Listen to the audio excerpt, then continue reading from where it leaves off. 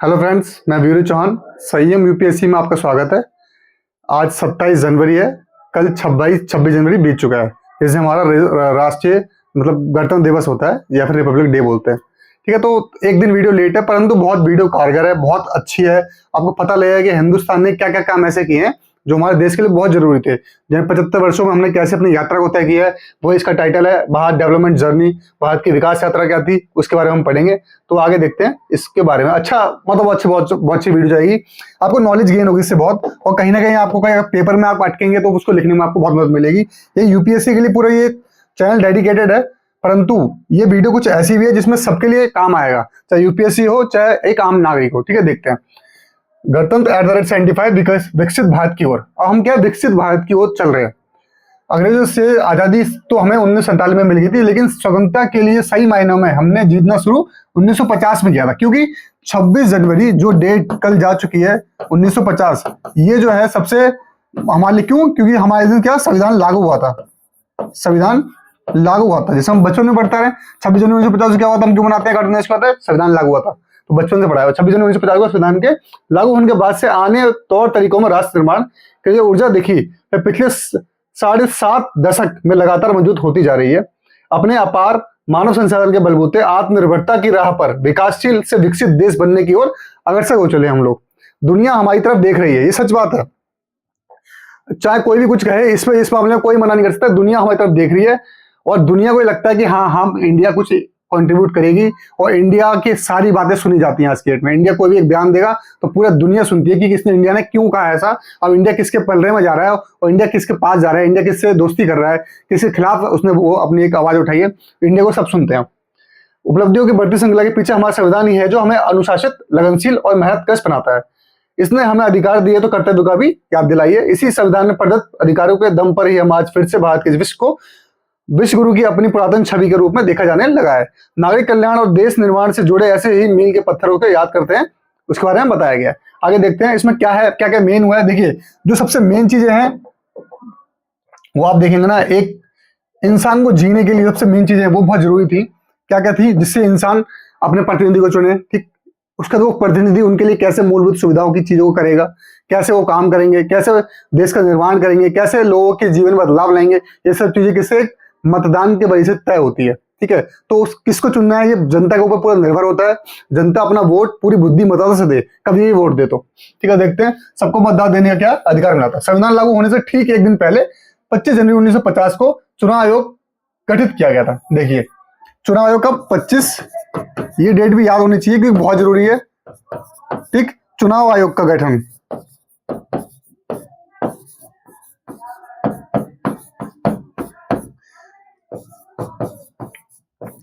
चुनाव आयोग का गठन किया गया था। यह कोई संयोग नहीं है कि भारतीय गणराज्य का पहला बड़ा विधायी उपाय सबको मतदान का अधिकार देने के संवैधानिक प्रतिबद्धता को लागू करना था। ऐसा कोई सहयोग नहीं था कि इतना बड़ा गणतंत्र सबको एक चुनाव मिले, लोग अपना वोट दे सके, उनके लिए क्या था। ऐसा नहीं था कि महिलाओं के लिए नहीं है, बच्चों के उनके लिए नहीं है, जो बड़े बुजुर्ग है, ऐसा बहुत से लोग देशों में था। अभी भी बहुत देशों में चुनाव अभी चालू किया है महिलाओं को देने के लिए, जो जितने भी अरब कंट्रीज है। जहां तक उपाय सबको बताएंगे उसको जनप्रति अधिनियम 1950 और 1951 के जरिए ऐसा किया गया था। 1950 के अधिनियम के मतदाता सूची तैयार करने के लिए और निर्वाचन क्षेत्र का सीमांकन करने के लिए प्रक्रिया का मशीन निर्धारित किया गया था। भाई 1951 के अधिनियम के चुनाव कराने के लिए अधिसूचना से लेकर परिणामों की घोषणा तक का प्रावधान था।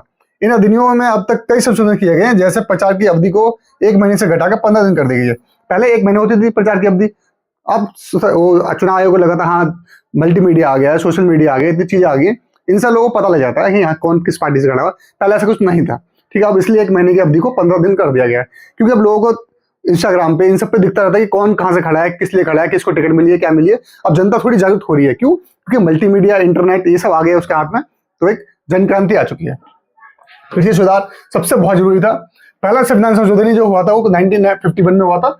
इसके तहत अभिव्यक्ति की स्वतंत्रता और किसी भी पेशे को अपनाने या कोई व्यवसाय व्यापार या व्यवसाय करने की स्वतंत्रता उचित प्रतिबंध लगाए गए थे।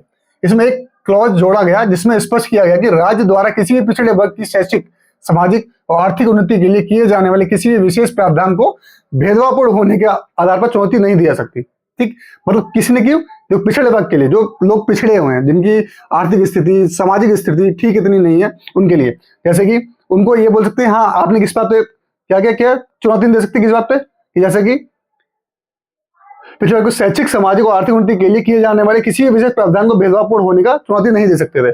जमींदारी प्रथा को खत्म करने की प्राथमिकता को दिखाते हुए कृषि सुधार को कानूनी चुनौती से बचाने के लिए संविधान में 9वीं अनुसूची को जोड़ा गया था। क्या 9वीं अनुसूची? पहला संविधान संशोधन ही कर दिया गया 1 साल के अंदर।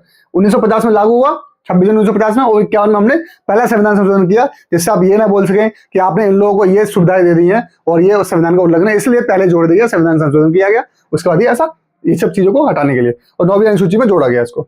9वीं अनुसूची की स्वतंत्रता के बाद पहले 3 दशकों में राज्यों द्वारा पारित किए गए विभिन्न भूमि सुधार कानूनों के लिए एक ढाल के रूप में काम किया। फिर राज्यों ने क्या किया? भूमि सुधार कानून लागू किए। हिंदू कोड बिल, अब देखते हैं। अम्बेडकर जी ने फरवरी 1951 में हिंदू कोड बिल संसद में पेश किया। इस बिल का इतना विरोध हुआ कि उन्हें 7 महीने के अंदर ही कानून मंत्री के पद से इस्तीफा देना पड़ा। 1952 में पहला लोकसभा चुनाव जीतने के बाद ही नेहरू सरकार ने हिंदू सुधार एजेंडे को आगे बढ़ाया।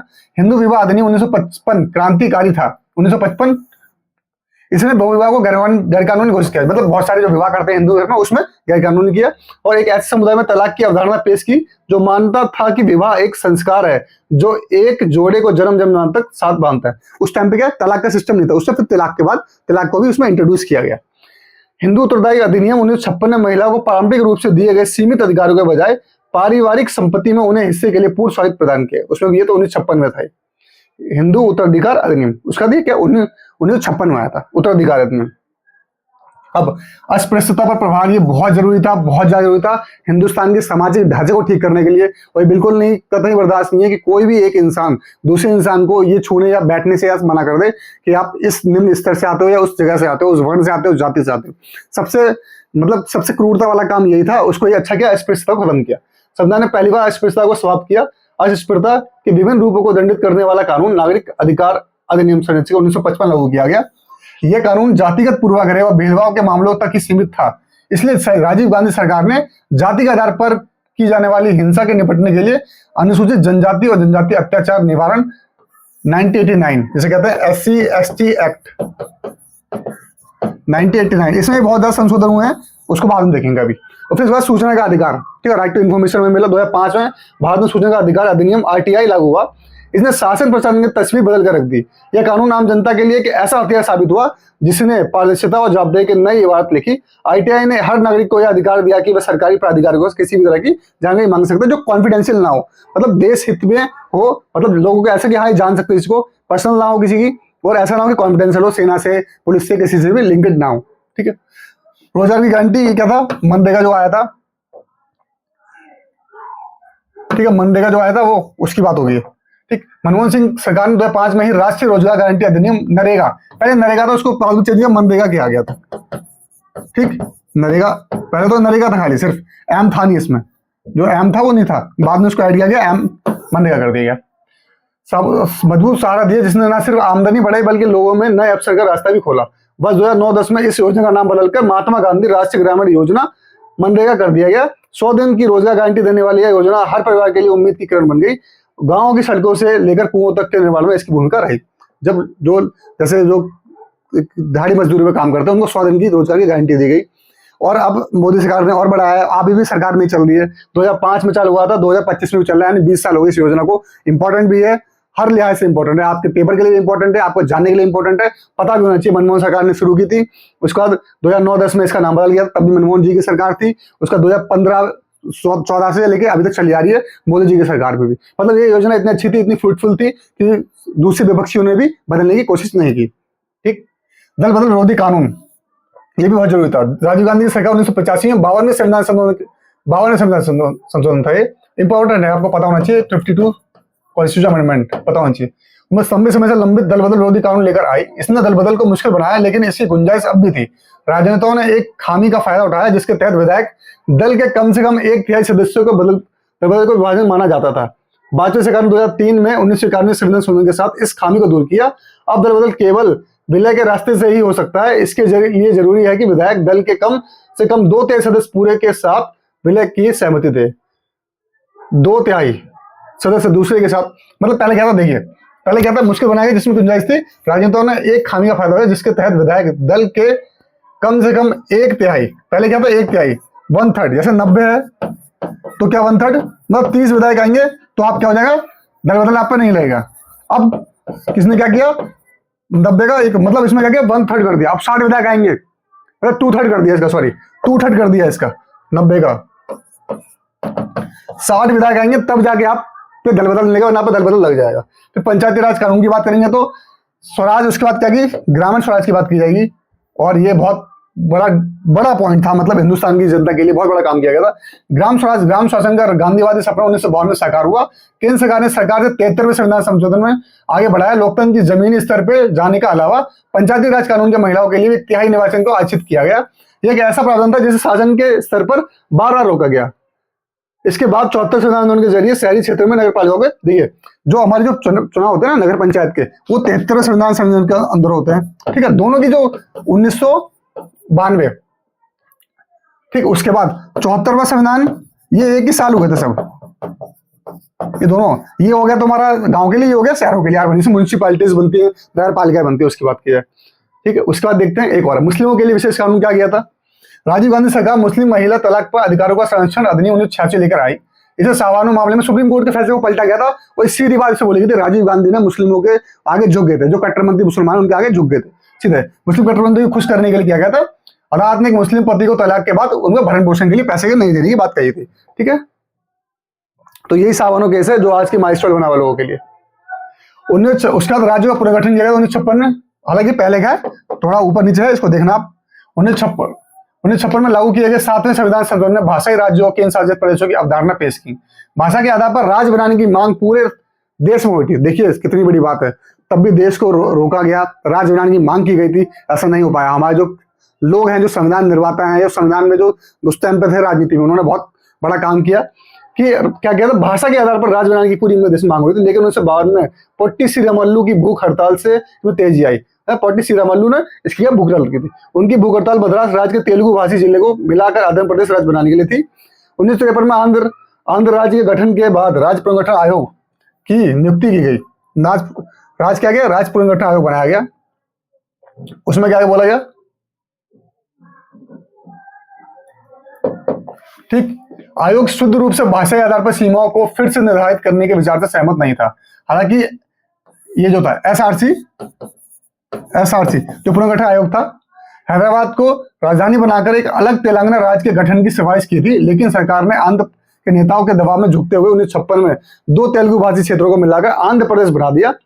एसआरसी ने सिफारिश की कि बॉम्बे, गुजराती और मराठी भाषी जिलों को शामिल करते हुए एक संयुक्त राज्य बना दें। लेकिन सरकार ने 1960 में सभी मराठी भाषी जिलों को मिलाकर महाराष्ट्र बनाने की मांग मान ली। 1960 में क्या बोला, महाराष्ट्र की बात की गई। तो देखिए ऐसे राज्यों का पुनर्गठन भी हुआ है, बहुत राज्य मिलाए गए हैं, भाषा के आधार पर किया भी है। पर ऐसा ना हो कि भाषा के आधार पर टूटे हों, ऐसा हिंदुस्तान में नहीं हुआ है। क्योंकि पूरे देश में कहीं ना कहीं से हिंदी जो भाषा है नॉट वेल की ज्यादा मानी जाती है, परंतु जो कहीं ना कहीं जैसे गुजरात तो गुजरात बोल देंगे, फिर ऐसा सबको एक राज्य चाहिए होगा, फिर समस्या हो जाएगी। भाषा के आधार पर राज्य नहीं बनाए जा सकते, इसलिए कुछ राज्यों का मिश्रण किया गया। उनको जैसे पूरे यहाँ पे जो मराठी बोलते हैं उनको महाराष्ट्र दे दिया गया, ऐसे जो जिले थे उनको बनाया गया। अब एक सिस्टम बहुत बढ़िया चल रहा है, इसी हिसाब से राज्य चले भी रहे हैं, अपने काम भी कर रहे हैं, बुलंदियों को भी छू रहे हैं। तो ये हमारे जो देश के राजनीति थे उनके बहुत बढ़िया काम थे, जिन्होंने हमारे देश को आगे की राह दिखाने की कोशिश करी है।